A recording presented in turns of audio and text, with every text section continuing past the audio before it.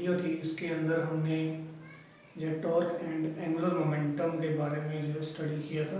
Torque और angular momentum जो quantities हैं, physical quantities for a single particle, वो हमने डिफाइन की थी। इसके अलावा हमने उनके बीच में रिलेशन देखा था और ये देखा था कि what is the conservation of angular momentum. तो नेक्स्ट जो हमारा टॉपिक है आज का, that is again another topic which have confused a lot at school level, और उसका नाम है conservative and the non conservative forces. So conservative and non conservative forces. ये जो टॉपिक है ये कंफ्यूजिंग रहता है। ये क्या सबसे बड़ा जो कंफ्यूजन होता है वो होता है इनके नाम में, कि इनका नाम कंजर्वेटिव और नॉन कंजर्वेटिव क्यों है। ये इसलिए रहता है क्योंकि जो इनकी डेफिनेशन दी जाती है, जो इनको एक्सप्लेन करने के लिए जो इनकी डेफिनेशन दी जाती है, उसके अंदर कहीं पर भी ये कुछ ऐसा जो है क्लियर नहीं होता कि भाई क्यों कंजर्वेटिव और नॉन कंजर्वेटिव इनके नाम के अंदर आया है। ठीक है, ये मिसनोमर भी नहीं है। मिसनोमर मतलब इनके नाम भी ये नहीं है भाई जो गलती से इनके नाम ये हो गए हों conservative forces, non conservative forces. Physics के अंदर कुछ क्वांटिटीज ऐसी हैं जो मिसनोमर है, जैसे फॉर एग्जांपल इलेक्ट्रोमोटिव फोर्स, नाम फोर्स है पोटेंशियल, बट जो है जनरेटर भी मिसनोमर ही लगा लो, क्योंकि वो जनरेट तो कुछ करता नहीं है, that is converting the one form of energy into the other. तो लेकिन यहाँ ऐसा कुछ नहीं है कि जो कोई मिसनोमर वगैरह ये हो गए हों, लेकिन जो इनकी डेफिनेशन दी जाती है, जो इनको समझाने के लिए जो एक स्टेटमेंट दी जाती है, उसके अंदर जो है ये क्लियर नहीं हो पाता कि इनके नाम कंजर्वेटिव और नॉन कंजर्वेटिव क्यों रखे गए हैं। तो ये जो है बात हम यहाँ पर जानेंगे, लेकिन उसके लिए जो है हो सकता है शायद अगले जो है वीडियो के अंदर, अगले लेक्चर के अंदर जो है ये बात क्लियर होगी कि इनका नाम कंजर्वेटिव और नॉन कंजर्वेटिव क्यों है, और क्यों जो है इनके अंदर हमें डिफ़िकल्टी आती है, कंफ्यूजन क्यों होता है कि भाई कंजर्वेटिव और नॉन कंजर्वेटिव फोर्सेस को समझने के लिए। तो जो है हम जो हमने कुछ बातें पहले पढ़ रखी होती हैं वही हम जो है रिपीट करने वाले हैं, लेकिन थोड़ा सा अलग वे से। तो हमने सपोज किया कि we have a particle, suppose that this is particle A, sorry point, it is point A and this is point B. ये दो पॉइंट हमने ले लिए और ये दोनों ही पॉइंट जो है किसी फोर्स फील्ड के अंदर हैं, मतलब some field is present here, force is present here. Force से ही फील्ड आता है, फील्ड और कुछ नहीं है, जस्ट जो फोर्स को समझने का जो है एक दूसरा मैथमेटिकल वे है फील्ड। जैसे इलेक्ट्रिक फोर्सेस होते हैं, कूलम्ब्स लॉ से उनको हम जानते हैं, उसको ही जो है कूलम्ब्स लॉ को अलग तरीके से लिखने का तरीका आ जाता है, जिसको फिर हम बोल देते हैं इलेक्ट्रिक फील्ड।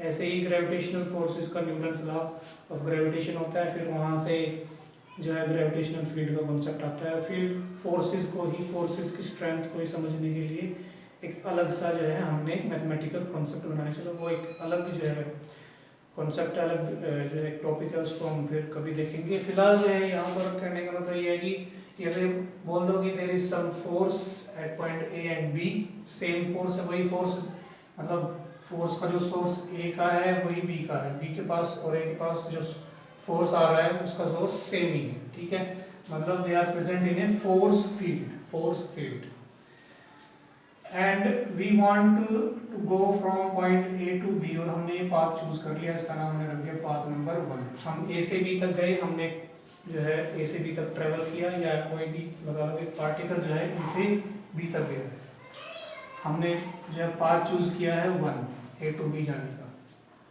ए से बी तक जाने के लिए जो है हमने जो पाथ चूज किया है, इस पाथ पर हम एक क्वांटिटी डिफाइन करते हैं which is known as the work done by the force, which is equal to F dot dl.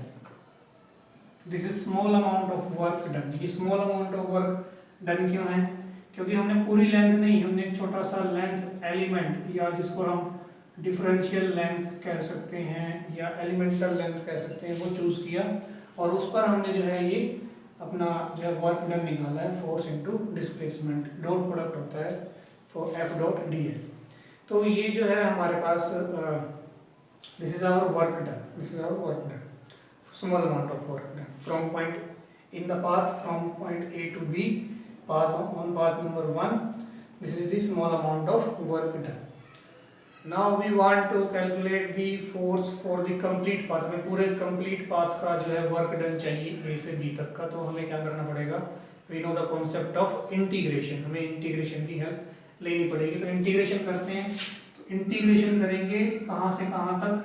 अब इंटीग्रेशन हमने कर दिया, तो पहले तो ये किसका वर्क डन था? स्मॉल एलिमेंटल लेंथ dl का। लेकिन अब जो है ये कंप्लीट पाथ का हो गया इंटीग्रेशन करने पर। लेकिन इंटीग्रेशन कहाँ से कहाँ तक किया है ये भी हमें लिखना पड़ेगा। तो ये है from A to B on path 1, ये ध्यान रखना है हमें। पाथ 1 पर जो है हमने इंटीग्रेशन किया है, क्योंकि केवल A से B लिख कर काम नहीं चलेगा। A से B तक जाने के और भी रास्ते हम एक और ड्रा करेंगे, लेकिन जो है हमने पाथ 1 चूज किया है, इसलिए हमने इंटीग्रेशन किया है from path 1 on path 1 from point A to B।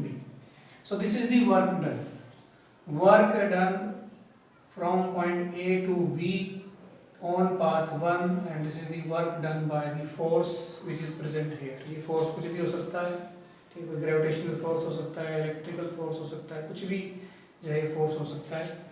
तो ये है वो वर्क डन। अब हमने क्या किया? हमने जो है मान लिया एक पाथ। अब इसको पहले हम जो है कंजर्वेटिव फोर्सेस, अब कंजर्वेटिव फोर्सेस की क्या कंडीशन है?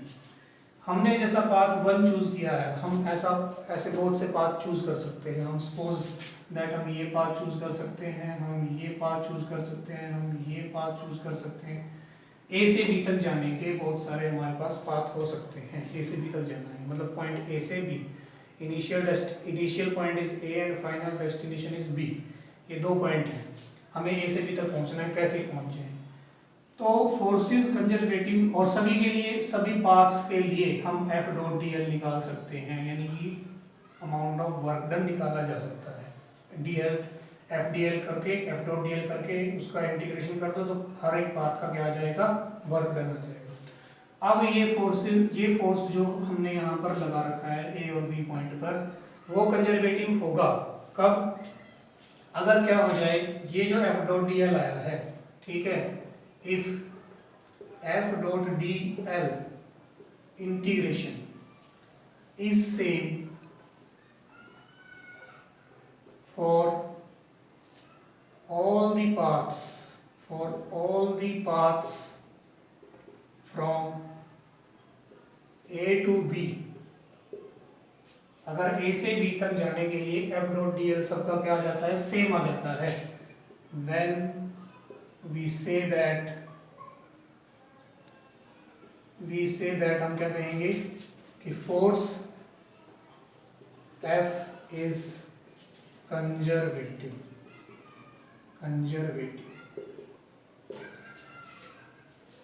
अगर सभी पाथ्स के लिए A से B तक जाने के लिए सभी पाथ्स के लिए F dot dl integration same आ जाता है, तो हम कहेंगे कि फोर्स कैसा है? कंजर्वेटिव फोर्स है। हालांकि यहाँ से बात क्लियर नहीं होती फिर भी कि हमने इसका नाम कंजर्वेटिव क्यों रख दिया। मैंने बताया अभी ये बाद में क्लियर होगा कि कंजर्वेटिव क्यों रखा गया है।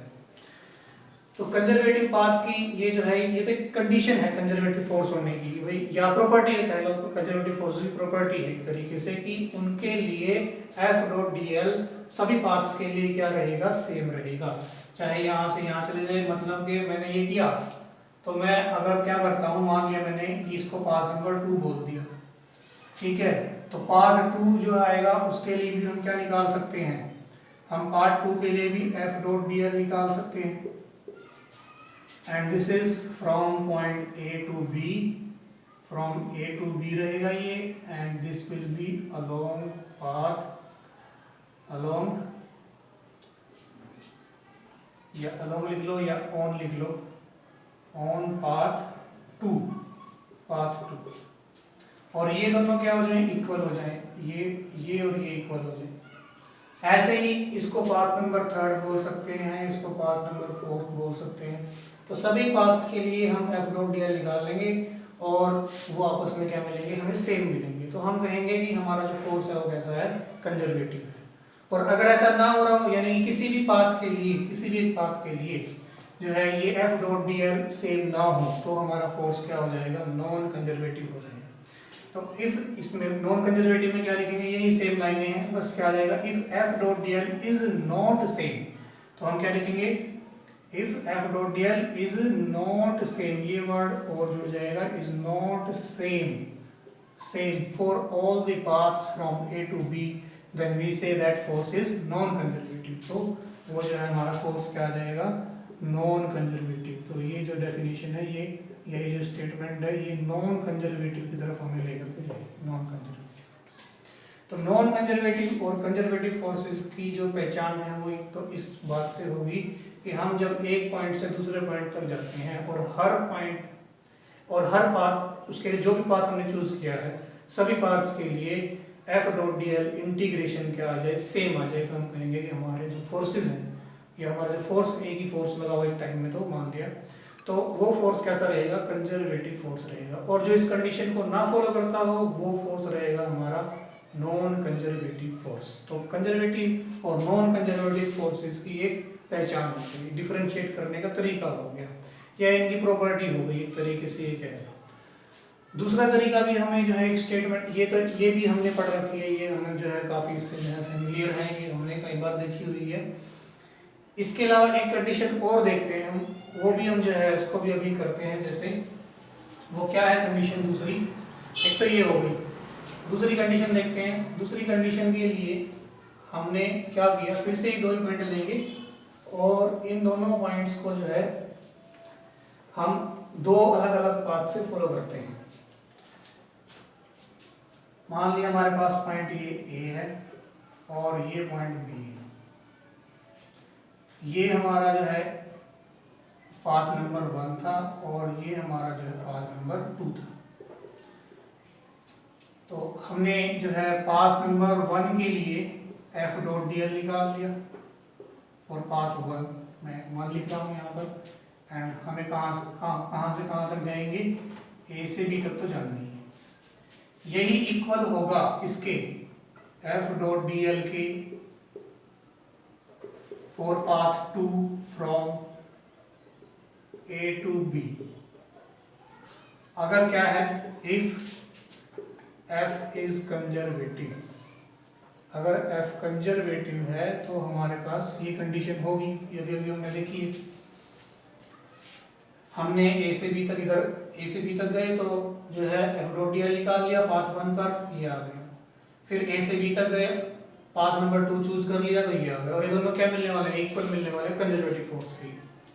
लेकिन अब क्या करते हैं, सपोज दैट कि मैं ए से बी तक गया, ठीक है, फिर मैं बी से ए आया, मैंने इस बार अपना पाथ क्या कर दिया, जो है ये अपोजिट कर दिया ऐसा। अगर मैंने अपनी जो है डायरेक्शन जाने की जो है इस पाथ से वो अपोजिट कर दी है सेकंड पाथ पर, तो ये हमारा जो एक्सप्रेशन है ये कैसा हो जाएगा, नेगेटिव हो जाएगा। क्योंकि डी एल क्या हो चुकी है, opposite, F dot D L. पहले जो भी डायरेक्शन रही होगी वो हमने पॉजिटिव मान ली थी, अब उसका अपोजिट क्या हो जाएगा, नेगेटिव हो जाएगा। बिकॉज अगर एक ही डायरेक्शन के अंदर हमें जो उसका अगर अपोजिट ले लिया जाए तो हम उसको वेक्टर के अंदर कैसे दिखाते हैं, नेगेटिव साइन से दिखाते हैं, तो ये नेगेटिव हो जाएगा। ओवरऑल ये हमारे पास नेगेटिव आ जाएगा। तो नेगेटिव आ गया तो इसका मतलब क्या हो गया, अब हम इसको इधर लेकर के आते हैं, that is F dot D L, ये पाथ 1 पर प्लस, इधर आएगा तो प्लस हो जाएगा, F dot D L path 2 पर, and it is equal to 0, it is equal to 0, ये पाथ 2 के लिए तो 0 आ गया। तो हमने ये क्या दिखाता है कि पहले मैं पाथ 1 पर गया, फिर मैं पाथ 2 से आया, तो हमारा जो दोनों का जो वर्क डन है उसका सम कितना आया, 0 है।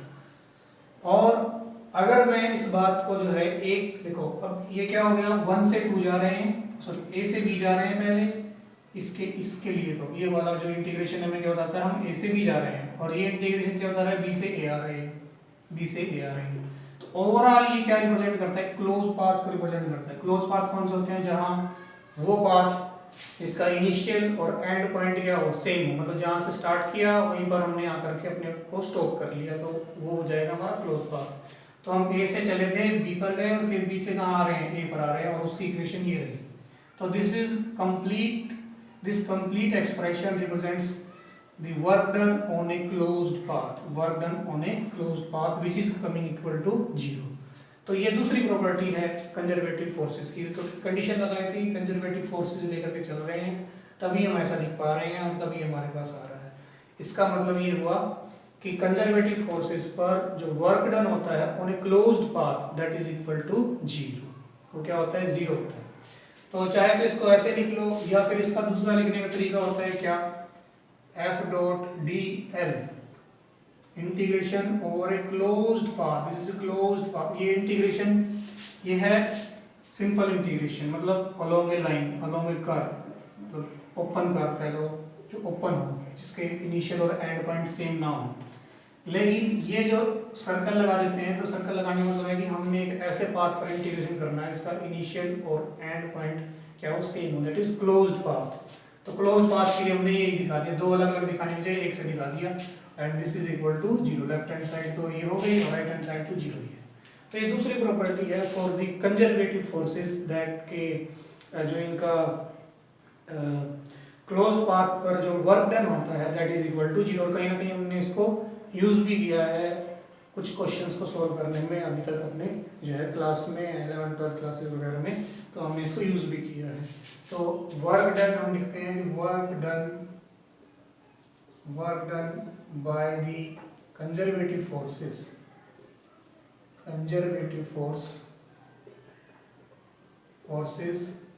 On closed path is 0।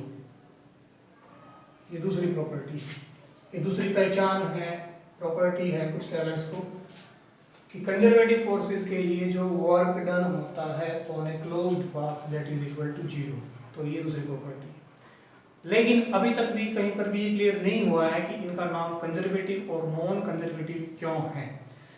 तो पहले हमने जो है प्रॉपर्टीज की है इनकी, हम इनको बाद में भी कर सकते थे चाहे तो, लेकिन जो है ये क्योंकि हमने काफ़ी इनसे फेमिलियर है तो हमने इसको जस्ट एक बार रिवाइज कर लिया। अब हम जो है इसके बाद क्या करने वाले हैं, इसके बाद आएगा रीजन कि इनका नाम कंजर्वेटिव और नॉन कंजर्वेटिव फोर्सेस क्यों है। तो वहाँ से जो है इनका जो नाम रखा गया है कंजर्वेटिव और नॉन कंजर्वेटिव, वो बात क्लियर होगी। तो ठीक है, उसके लिए हम देखते हैं नेक्स्ट लेक्चर।